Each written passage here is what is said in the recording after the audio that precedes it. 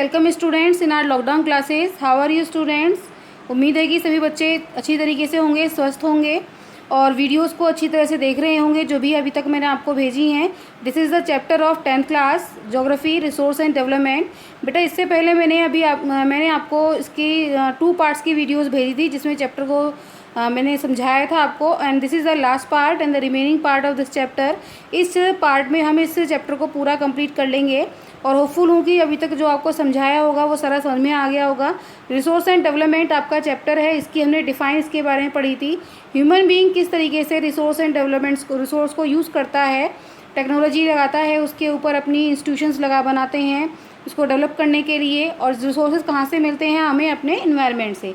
Resources के बारे में बताया था, ये टेबल मैंने आपको करने के लिए दी थी कि ये टेबल बहुत इंपॉर्टेंट है, इस टेबल को आप कर लेना।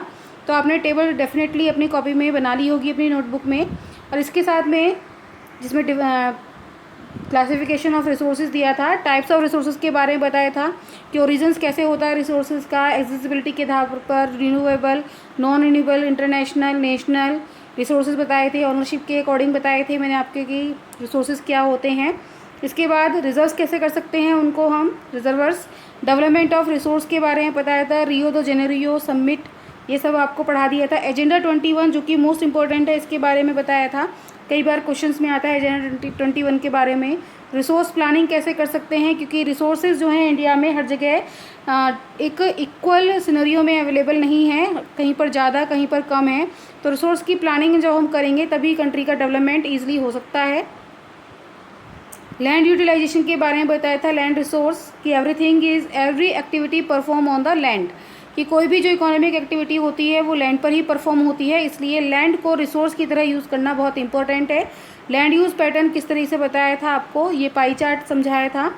इसके बाद में आपको बताया था कि लैंड डिग्रेडेशन किस प्रकार से होता है, सॉइल मेन इसका फैक्टर होता है लैंड का। सॉइल कितने प्रकार की होती है उसके बारे में आज हम पढ़ने जा रहे हैं। Classification of soils. India has varied relief features, landforms, climatic regimes and vegetation types. These have contributed in the development of various types of soil. Bharat के अंदर जो varied relief features हैं कि कहीं ज़मीन जो है कहीं मैदान हैं, कहीं पठार हैं, इस तरह से हमारे यहाँ पर रिलीफ फीचर्स लैंडफॉर्म पाया जाता है। क्लाइमेटिक कंडीशन डिफरेंट पाई जाती है, कहीं ज़्यादा गर्मी पड़ती है, कहीं ज़्यादा बारिश पड़ती है। वेजिटेशन टाइप्स पाई जाती हैं, कहाँ किस टाइप की वेजिटेशन पाई जाती है। तो ये सब दीज हैव कंट्रीब्यूट, इन सब का इकट्ठा एक कंट्रीब्यूशन होता है वहाँ की सॉइल को बनने में। तो आज हम क्लासिफिकेशन ऑफ सॉइल पढ़ने आ रहे हैं। सबसे पहले आपको बता दें कि इसमें 6 टाइप्स की सॉइल होती हैं। कितने टाइप की सॉइल होती हैं इसमें, 6 टाइप्स की सॉइल होती हैं। सबसे पहले पढ़ने आ रहे हैं हम एलुवियल सॉइल। एलुवियल सॉइल बहुत इंपॉर्टेंट सॉइल है, इसका क्वेश्चन लगातार 2 ईयर्स से आपके बोर्ड एग्जाम में आ रहा है, तो उसके बारे में पढ़ेंगे। This is the most widely spread and important soil, ज़्यादातर फैली हुई मतलब काफ़ी बड़े एरिया में पाई जाती है ये। इनफैक्ट बल्कि जो हमारा पूरा नॉर्थर्न प्लेन्स है, मतलब उत्तर के जो मैदानी भाग हैं, और जो किससे बनते हैं, हिमालयन रिवर सिस्टम से बनते हैं, जिसमें कि इंडस, गंगा, ब्रह्मपुत्र का एरिया कवर करता हुआ बनता है। ये पूरा मैदानी भाग एलुवियल सॉइल से ही बना है। These soils also extend in Rajasthan and Gujarat through a narrow corridor. एक छोटे से एरियाज राजस्थान और गुजरात का भी एक थोड़ा सा एरिया कवर करती है। एलुवियल सॉइल में जो मेनली फाउंड होती है ये ईस्टर्न कोस्टल प्लेन्स में पाई जाती है, जो ज़्यादातर डेल्टास बनते हैं महानदी और गोदावरी के, उधर में पाई जाती है, कृष्णा कावेरी रिवर्स के डेल्टास पे भी पाई जाती है। Alluvial soil consist of various proportion of sand, silt and clay. इसमें अलग अलग मात्रा में सैंड, सिल्ट और स्ले पाया जाता है। As we move inland toward the river valleys, soil particles appear somewhat bigger in size. अगर हम inland में वैलीज़ में inland में जाएं कि नदी घाटियों में अगर गहराई में के एरियाज़ में जाते हैं तो वहाँ हमें जो बड़े पार्टिकल्स होते हैं इसके सॉइल के वो ज़्यादा मिलते हैं, लेकिन ऊपर के इलाकों में हमें रिवर वैलीज़ में वहाँ पर हमें फाइन पार्टिकल्स मिलते हैं, छोटे कण मिलते हैं। The soil are coarse. Such soil are common in piedmont plains in Duars, chos and Terai के मैदानों में इस टाइप की सॉइल ज़्यादा पाई जाती है। Apart from the size of their grains और components, soil are also described on the basis of their age. Soil जो होती है अपने ग्रेन्स के आधार पर कि उसके पार्टिकल्स मोटे हैं या बड़े हैं ऐसे पार्टिकल्स के आधार के अलावा सॉइल जो होती है, अपनी सॉइल की जो विशेषताएं होती हैं या उसकी जो गुणवत्ता होती है उसकी एज के आधार पर भी उसको डिस्क्राइब कर सकते हैं। According to their age alluvial soil can be classified on old alluvial, जिसको हम बांगर कहते हैं, एंड न्यू एलुवियल, जिसको कि हम खादर कहते हैं। एलुवियल सॉइल को 2 पार्ट्स में डिवाइड करते हैं उसकी एज के अकॉर्डिंग। सबसे पहले पढ़ते हैं, देखिए bangar soil. The bangar soil has higher concentration of kankar nodules than the khadar. Bangar soil जो होती है उसके अंदर खादर से ज़्यादा मोटे कंकड़ पाए जाते हैं। It has more fine particles and is more fertile than the bangar. और खादर जो है, खादर जो मिट्टी है उसके अंदर पार्टिकल्स छोटे पाए जाते हैं और वो बांगर से ज़्यादा फर्टाइल होती है। Alluvial soil as a whole are very fertile. Alluvial soil जो होती है अपने आप में एक बहुत उपजाऊ मिट्टी है। Mostly these soil contain adequate proportion of potash, phosphoric acid and lime which are ideal for the growth of sugar cane, paddy, wheat and other cereals and pulse crops. क्योंकि इसके अंदर अच्छी सही मात्रा में पोटाश, फॉस्फेरिक एसिड और lime पाए जाते हैं, तो इसीलिए शुगर केन, पैडी, वीट और अदर जो हमारी अनाज की फसलें होती हैं, दालों की फसलें होती हैं, उसकी पैदावार के लिए ये सॉइल अच्छी पाई जाती है। Due to its high fertility regions of alluvial soils are intensely cultivated and densely populated. जिन इलाकों में ये सॉइल पाई जाती है, जैसे कि आपको बताया कि जो नॉर्थर्न प्लेन्स हैं, northern plains are mostly covered with alluvial soil से कवर्ड रहते हैं। तो क्योंकि ये बहुत ज़्यादा फर्टाइल सॉइल है और यहाँ इसमें बहुत अच्छी खेती होती है, तो जिन क्षेत्रों में ये सॉइल पाई जाती है वो अच्छी तरह से डेंसली पॉपुलेटेड इलाके होते हैं, वहाँ जनसंख्या भी अच्छी पाई जाती है। Soil in the drier areas are more alkaline and can be productive after proper treatment and irrigation। जो ये सॉइल कुछ अगर ड्रायर एरियाज़ में अगर पाई जाती है तो अगर वहाँ पर इसको अच्छी तरह से ट्रीटमेंट किया जाए, मीन्स कि इसमें अच्छी तरह से अगर इरिगेशन किया जाए, सिंचाई व्यवस्था अच्छी करी जाए उसके अंदर, तो ये सॉइल वहाँ पर भी अच्छे रिजल्ट दे सकती है। एलुवियल सॉइल के बाद आती है आपकी black soil. These soil are also black in colour. ये ब्लैक इसलिए, इसको हम ब्लैक इसलिए बोलते हैं क्योंकि इसका कलर ब्लैक होता है, जैसे कि आपको पिक्चर से भी शो हो रहा है। This soil is black in colour, also known as regur soil. Black soil को हम रैगर सॉइल भी कहते हैं। Black soil is ideal for growing cotton and it is also known as black cotton soil.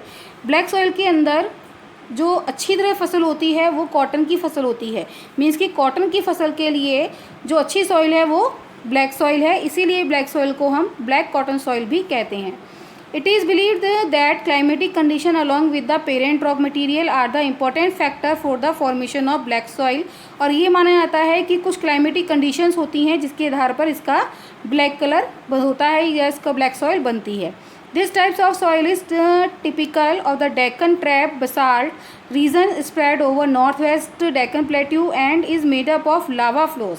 ये जो सॉइल है आपको डेक्कन प्लेटू के आसपास के इलाकों में, नॉर्थ वेस्ट के डेक्कन प्लेटू के इलाकों में आपको मिल जाती है क्योंकि ये लावा फ्लोस से बनती है। They cover the plateaus of Maharashtra, Saurashtra, Malwa, Madhya Pradesh and Chhattisgarh and extend in the south east direction along the Godavari and the Krishna valley. ये सॉइल आपको महाराष्ट्र, सौराष्ट्र, मालवा, मध्य प्रदेश, छत्तीसगढ़ के इलाकों में मिलेगी आपको, जो कि आपका प्लेट्यूज़ का एरिया है, और साउथ ईस्ट में ये गोदावरी और कृष्णा की वैली के इलाकों में आपको मिलेगी। The black soil are made up of extremely fine clay material. बहुत अच्छे क्ले मटीरियल से बनी हुई होती है, क्ले टाइप के मटीरियल्स में। They are well known for their capacity to hold moisture. Black soil में मॉइस्चर को होल्ड करने की, नमी को रोकने की मात्रा बहुत अच्छी होती है। In addition they are rich in soil nutrients. इसके अंदर सॉइल न्यूट्रिएंट्स बहुत अच्छे होते हैं, मीन्स कि calcium carbonate, magnesium, potash, lime, ये सब इसमें अच्छी मात्रा में मिलते हैं।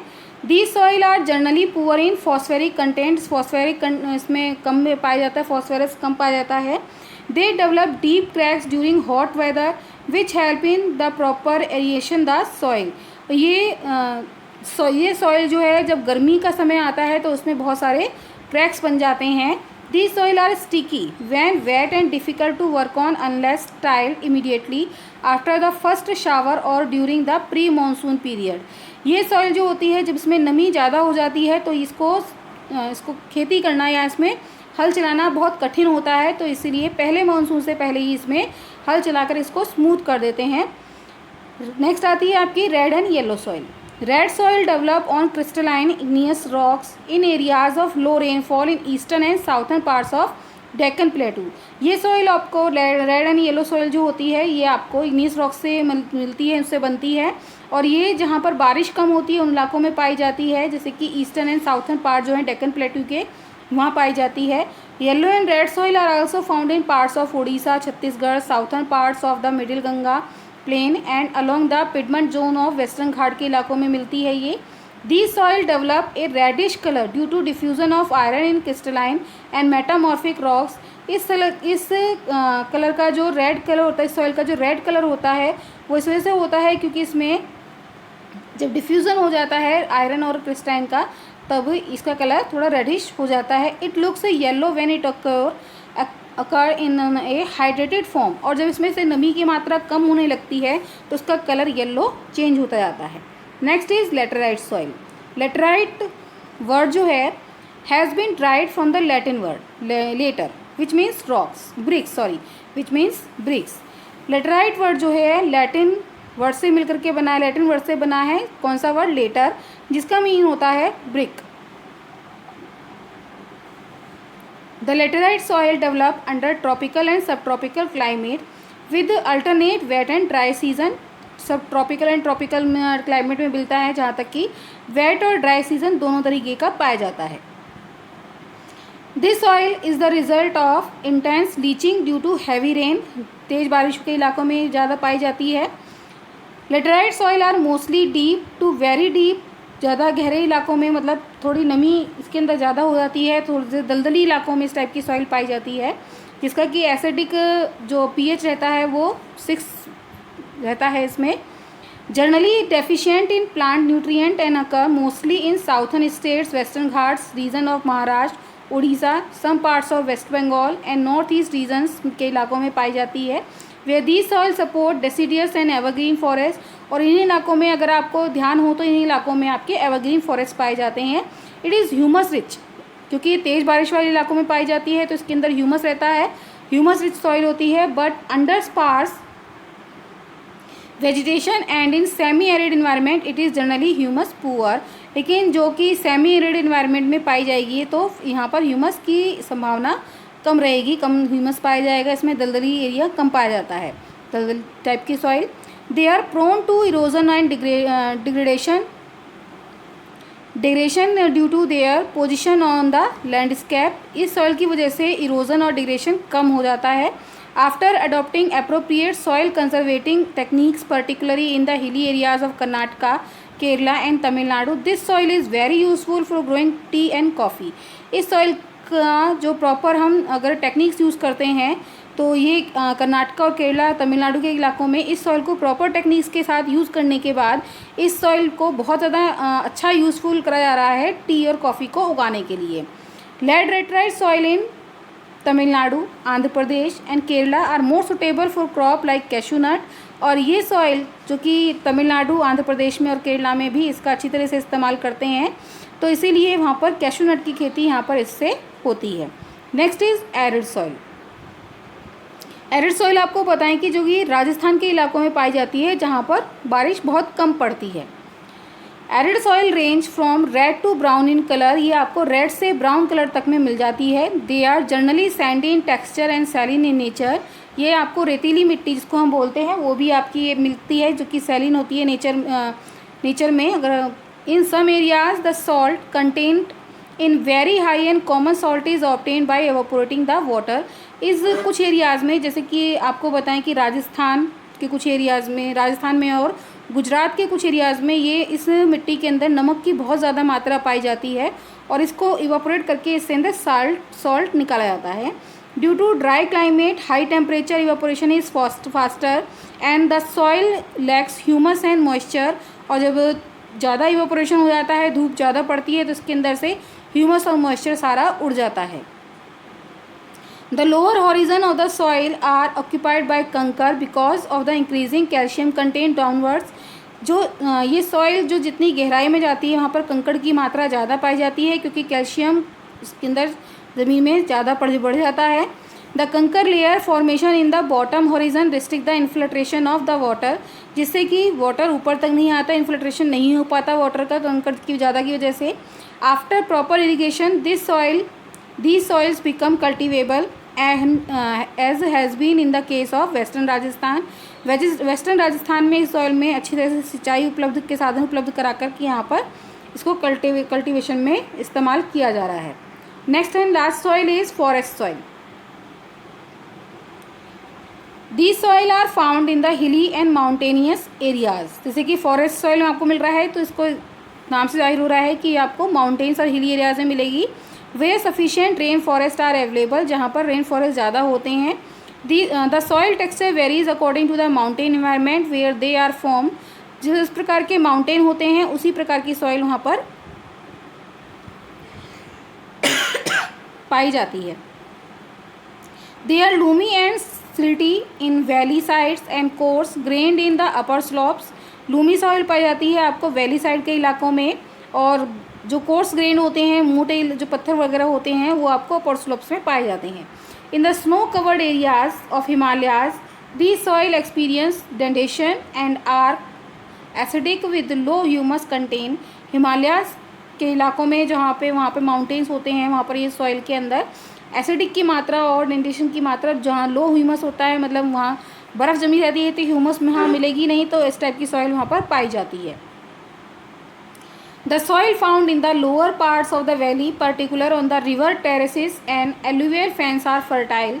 सॉइल जो कि लोअर पार्ट्स वैलीज़ के पार्ट्स में पाई जाती है, जहाँ पर रिवर्स चलती रहती हैं, तो वहाँ पर ये एलुवियल पाई जाती है, एलुवियल सॉइल पाई जाती है जो कि बहुत फर्टाइल होती है। नेक्स्ट हम पढ़ने आ रहे हैं, तो हमने पढ़ा अभी तक की सॉइल कितने टाइप की होती हैं, क्लासिफिकेशन ऑफ सॉइल पढ़ा, किस टाइप की सॉइल कहाँ पर भारत में पाई जाती है उसके बारे में पढ़ा हमने। अब हम पढ़ते हैं soil erosion and soil conservation, कि सॉइल का इरोजन किस प्रकार होता है और उसका बचाव हम किस प्रकार से कर सकते हैं। The denudation of the soil cover and subsequent washing down is described as soil erosion.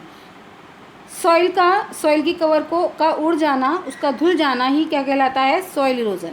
The process of soil formation and erosion go on similarly and generally there is a balance between the two. Soil का बनना और उसका erosion होना एक सामान्य प्रक्रिया है और उसके अंदर बैलेंस होना बहुत ज़रूरी है। Sometimes this balance is disturb due to human activities like deforestation, overgrazing, construction and mining etc, while natural forces like wind, glacier and water lead to soil erosion. कभी कभी क्या होता है कि बैलेंस बिगड़ जाता है, कि सॉइल का बनना और उसका इरोजन होने का के बीच में जो बैलेंस होता है वो बैलेंस डिस्टर्ब हो जाता है। वो उसके कई सारे कारण हो सकते हैं, जैसे कि इसमें कुछ ह्यूमन एक्टिविटीज़ होती हैं, जैसे डिफॉरेस्टेशन है, ओवर ग्रेजिंग की वजह से कंस्ट्रक्शंस वर्क होते हैं, माइनिंग वर्क्स होते हैं, खदानें का वर्क होता है खदानों का, और कुछ नेचुरल प्राकृतिक कारण भी होते हैं, जैसे तेज़ हवाओं का चलना, ग्लेशियर्स, पानी का बहना, ग्लेशियर्स के अंदर से पानी पिघलता रहता है। Water lead to soil erosion, पहाड़ वगैरह की स्थिति में भी सॉइल इरोजन ज़्यादा हो जाता है। तो कुछ नेचुरल भी फैक्टर्स होते हैं और कुछ ह्यूमन एक्टिविटीज़ भी होती हैं जो कि सॉइल इरोजन के लिए उत्तरदायी हैं। The running water cuts through the clay soil and makes deep channels as gullies. जैसे हम गलियाँ बनते हुए देखते हैं इस टाइप से, जैसे आपको पिक्चर में ये शो हो रहा है कि इस टाइप के कुछ शीट इरोजन्स बन जाते हैं, जैसे गलियाँ आपको ये बनती हुई दिखाई दे रही हैं, तो इस टाइप से गुली इरोजन ये बन जाता है, जिससे कि एक पानी जो होता है वो कटता हुआ चला जाता है। इसको हम बोलते हैं गुलीज बोलते हैं इसको हम। नेक्स्ट इज आपका आता है the land become unfit for cultivation and is known as bad land. और जब ये गुलीज इरोजन हो जाता है तो उसमें वहाँ की ज़मीन जो हो जाती है वो कल्टीवेशन के लिए बेकार हो जाती है, कि वहाँ पर खेती नहीं कर सकते, and that's why it's known as bad land. और उसको हम बेकार भूमि, बैड लैंड कहना शुरू कर देते हैं, मीन्स कि वो बेकार ही हो जाती है, जो वहाँ खेती नहीं हो सकती। In the Chambal basin such lands are called ravines.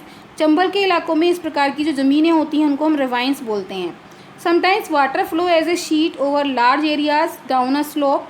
कुछ जो जहाँ पर वाटर ज़्यादा फ्लो हो जाता है तो as a sheet over large area जो होता है वो सारा धुल जाता है। इन सच केसेस में क्या होता है, सॉइल इज़ वॉश्ड अवे। तेज़ बारिश आएगी, तेज़ पानी बहेगा तो उससे जो सॉइल है वो उसके टॉप सॉइल वो होती है जो वो धुल जाती है, और ऊपर की परत को धुलने को बोलते हैं हम sheet erosion. Wind blow loose soil, कुछ सॉइल जो कि हवा में उड़ती रहती है धीरे धीरे, जो लूज जिसकी पकड़ ज़मीन में नहीं होती है, तो लूज सॉइल होती है और तेज़ हवाएं उसको अपने साथ उड़ा करके ले जाती हैं, इसको हम बोलते हैं विंड इरोजन। ये तो था आपका वाटर इरोजन। नेक्स्ट है आपका विंड इरोजन। जैसे कि इसमें दिया हुआ है कि कुछ हवाएं जो हैं सॉइल का एरिया निकाल के ले जाती हैं, जिसको कि हम बोलते हैं wind erosion. Soil erosion is also caused due to defective method of farming. जो हम कुछ खेती करने के कुछ डिफेक्टिव मेथड यूज़ कर लेते हैं कि उसके अंदर ज़्यादा ही हम न्यूट्रिएंट्स डाल देते हैं ज़्यादा। कुछ इलाकों में जैसे कि धान की फसल ज़्यादा होती है, तो धान की फसल के लिए ज़्यादा पानी की आवश्यकता होती है, और पानी जब सूख जाता है तो उसके अंदर पानी के अंदर जो घुला हुआ सॉल्ट होता है वो सॉल्ट सारा ज़मीन पर बिछ जाता है, जो कि एक कारण होता है इसका सॉइल इरोजन का ही। प्लगिंग इन रॉन्ग वे, जो हम खेती करते हैं अगर हम गलत तरीके से करते हैं, that is the up and down the slope from channels for the quick flow of water leading to soil erosion. गलत खेती तरीके से खेती करना, पानी का ऊपर नीचे बहाव हो जाना, इससे भी सॉइल इरोजन जाता है, सॉइल जल्दी जल्दी ख़राब होने लग जाती है। तो ये तो थे सॉइल इरोजन के कारण, कॉजेज़ थे सॉइल इरोजन के। अब हम पढ़ने आ रहे हैं सॉइल इरोजन। ये तो थे आपके कॉजेज़।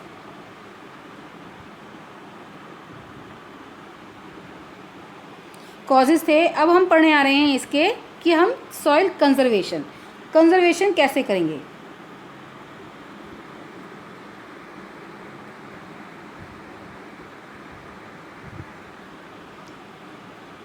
कि सॉइल कंजर्वेशन अब हम कैसे करेंगे उसके बारे में देखेंगे। उसको हम यहाँ से स्टार्ट करते हैं। ओके,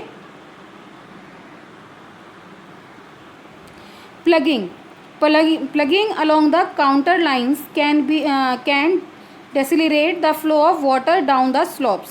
अगर हम प्लगिंग काउंटर लाइन्स के अकॉर्डिंग सीढ़ीदार जो खेत वगैरह होते हैं, अगर हम उसकी तरीके से करेंगे, काउंटर प्लगिंग करेंगे, तो उससे इसको रोका जा सकता है। इस टाइप की प्लगिंग को बोलते हैं counter ploughing, contour ploughing. Steps can be cut out on the slopes making terraces. कुछ स्टेप्स काट देते हैं टेरेस की तरीके से इसमें, और उसको टेरेस जो होती है कल्टीवेशन, वहाँ पे खेती करते हैं, जिस तरीके से वहाँ पर सॉइल इरोजन थोड़ा कम हो जाता है, कम मात्रा में होता है इस प्रक्रिया में। Western and central Himalayas have well developed terrace farming. Western और सेंट्रल हिमालयाज में अच्छी तरीके से टेरेस फार्मिंग अपनाई जाती है। Large fields can be divide into strips. इसमें बड़े बड़े जो लार्ज फील्ड्स होते हैं उनको स्ट्रिप्स में डिवाइड कर देते हैं। स्ट्रिप्स ऑफ ग्रासेस, उनके अंदर ग्रास उगा दी जाती है। Or left to grow between the crops के बीच में थोड़ी थोड़ी स्ट्रिप्स छोड़ दी जाती है जिनमें घास उगाई जाती है। This breakup the force of wind. इससे जो हवा का जो तेज बहाव होता है, तेज हवाएं चलती हैं, वो उसको मिट्टी को उड़ने नहीं देती, उसकी जड़ें कमज़ोर कर मिट्टी को जकड़ के पकड़ लेती हैं घास जो होती है। प्लांटिंग लाइन्स ऑफ ट्रीज, इसको बोलते हैं, this method is known as strip cropping बोलते हैं। दूसरा तरीका है इसमें planting trees lines of trees to create shelter also works in similar way. Rows of such trees are called shelter beds. These shelter beds have contributed significantly to the stabilization of sand dunes and in stabilizing the desert in western India. इस प्रकार की shelter beds लगा दी जाती हैं, trees जो हैं आसपास खेत के उगा दिए जाते हैं, जिससे कि तेज़ हवाएं जो होती हैं उस मिट्टी को उड़ा करके नहीं ले जा सकती। तो ये था आपका चैप्टर। इसमें कुछ देखते हैं कि स्टेट ऑफ इंडियाज़ इन्वायरमेंट, कि भारत में कुछ जगहों पर सॉइल इरोजन को लेकर के कुछ गहरी इसमें काम करे जा रहे हैं, जिसके कि परिणाम भी अच्छे निकल रहे हैं। इसमें एक आपका विलेज है, द विलेज ऑफ सुखू मजरी की ये स्टोरी है। मीन्स कि वहाँ के जो स्पेशल वर्क वहाँ के लोग जो कर रहे हैं उसके बारे में बताया जा रहा है, उसकी क्या क्या उन लोगों के अचीवमेंट्स हैं उसके बारे में भी है। The village of Sukhu Majri and the district of Jhabua district have shown that it is possible to reverse land degradation, कि ये पॉसिबल है कि लैंड डिग्रेशन को रोका जा सके। मीन्स की मिट्टी को सही मात्रा में उसका इस्तेमाल किया जा सके, सही प्रकार से इस्तेमाल किया जा सके। Tree density in Sukhomajri increase from 13% hectare in 1976 to 1272 per hectare इन 1992। यहाँ पर पेड़ों को इतने ज़्यादा उगाए जाने लगा कि जो कि 1976 में 13% था, तो जो एरियाज था वो 1272 पर हेक्टेयर हो गया 1992 में। मीन्स कि यहाँ पर अब पेड़ों को बहुत ज़्यादा मात्रा में यहाँ पर उगाए जाने लगा। अब पेड़ उगेंगे तो इसका मीन्स है कि वहाँ पर लोगों को रोज़गार मिलेगा, नेचुरल प्रोडक्ट्स उनको ज़्यादा मिलेंगे, तो यही वहाँ पर हुआ। Regeneration of the environment leads to economic wellbeing. अगर इन्वायरमेंट का हम रीजनरेशन करेंगे तो इकोनॉमिक फैसिलिटीज़ बढ़ेंगी, इकोनॉमिक एक्टिविटीज़ बढ़ेंगी, लकड़ियाँ ज़्यादा होंगी, उनसे रोज़गार ज़्यादा होंगे। As a result of greater resource of availability, resource ज़्यादा बढ़ने लगे। इम्प्रूव्ड एग्रीकल्चर हो गया एंड एनिमल केयर, एनिमल के लिए भी ज़्यादा ग्रेजिंग एरिया भी उनको मिल गया। एंड कॉन्सिक्वेंटली इंक्रीज इनकम, और इसका प्रभाव ये पड़ा कि इनकी इनकम बढ़ने लगी। Average annual house hold income of Sukhu Majri ranged from ₹10,000 to 15,000 between 1979 and 1984। Average income भी वहाँ से 10,000 से 15,000 तक हो गई, जो कि 1979 और 1984 5 सालों में ही वहाँ पर इसके असर दिखाई देने लगे।